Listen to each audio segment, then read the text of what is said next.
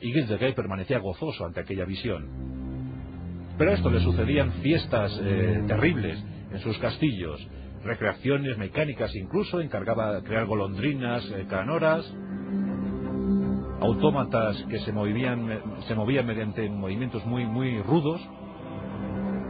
Aunque lo peor llegaba por la noche, cuando los niños, capturados por sus esbirros, llegaban a esas estancias secretas en las que eran degollados, en las que eran masacrados, humillados, vejados. Guy de Guet era un ogro, se había convertido en un ogro, y sus esbirros, su banda, le servían, y muy bien, por cierto.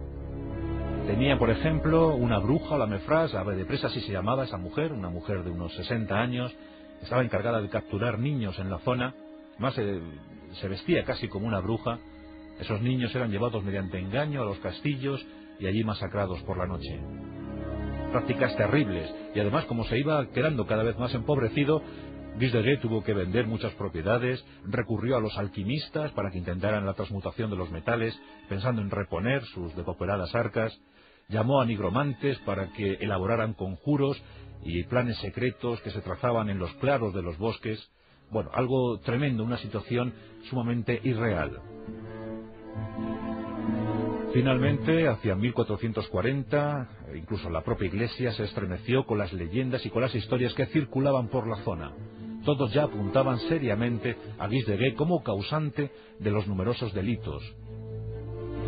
Jean de Malestroit, el obispo de Nantes, inició una investigación pues casi criminalística. La verdad es que empezó a recopilar datos sobre las desapariciones misteriosas y rápidamente comprobó que estas no eran unas pocas, sino decenas, cientos. Como digo, casi 1000 se pudieron constatar. ¿Cuántas de ellas debían imputarse a Guy de Guet?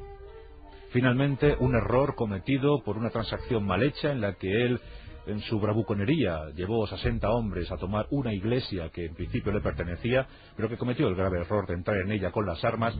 Ese hecho, sumado a otros, le llevó a 2 tribunales, uno eclesiástico y otro civil, que le procesaron en septiembre-octubre de 1440.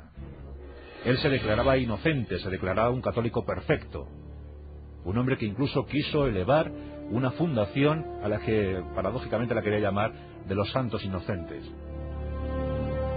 Al final, mediante la presión que suponía para él ser excomulgado, confesó, y confesó de tal modo que horrorizó a todos.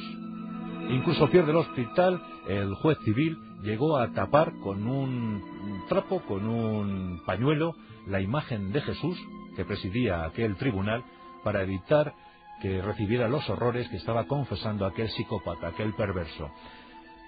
Se lograron demostrar 140 asesinatos, 60 en el castillo de Tispollé, 40 en el de Massecul y otros 40 en el de Santoché, aunque seguramente fueron más de 200. Ni él mismo pudo contabilizar la mortandad creada. Pero las descripciones son tremendas. El juicio se detalló al máximo. Los notarios tomaron buena nota de todo lo que se estaba diciendo en aquel proceso del horror. Francia estaba convulsa, conmocionada. Aquello superaba incluso las vicisitudes de la Guerra de los 100 años. Uno de sus paladines, un gran héroe nacional, estaba siendo acusado y al parecer este confesaba que había matado a tantos y tantos niños en actuaciones pedófilas, macabras, nefastas. Niños que eran no sodomizados, sino rasgados, colgados de vigas, decapitados. Incluso había una competición siniestra de la que Guy de Guet gozaba mucho en compañía de sus servidores, y era la de, una vez coleccionadas 7 u 8 cabezas de niños, se creaba una especie de campeonato para ver cuál de ellas era la más bella. Datos terribles que salpicarían de sangre la antena, y que es mejor verlo en los textos. Lo cierto es que el 26 de octubre de 1440, Guy de Guet, en compañía de 2 de sus más fieles servidores, Poitou y Henriat, eran conducidos al Prado de la Madeleine en Nantes, capital de la Bretaña francesa, para ser colgados y quemados.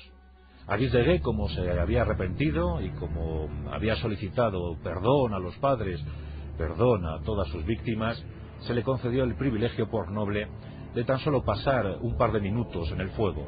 Por tanto, fue ahorcado, murió sin proferir un solo lamento, arrepentidísimo al parecer, y durante un par de minutos supo a qué sabía el fuego.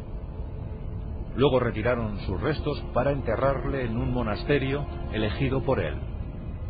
La historia de Guise de Guet conmocionó la comarca, Europa, y se crearon leyendas. Y finalmente, 2 siglos y medio más tarde, esa historia llegó deformadísima a Charles Perrault hasta convertirle en el Barba Azul que todos conocemos en los cuentos. Pero es cierto, hubo un tiempo en el que un ogro se hizo carne y devoró a los niños de su región. Es cierto, hubo un tiempo en el que los psicópatas se adueñaron de Francia.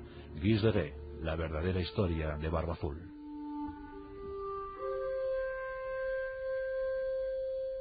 La Rosa de los Vientos, con Juan Antonio Cebrián, en Onda Cero.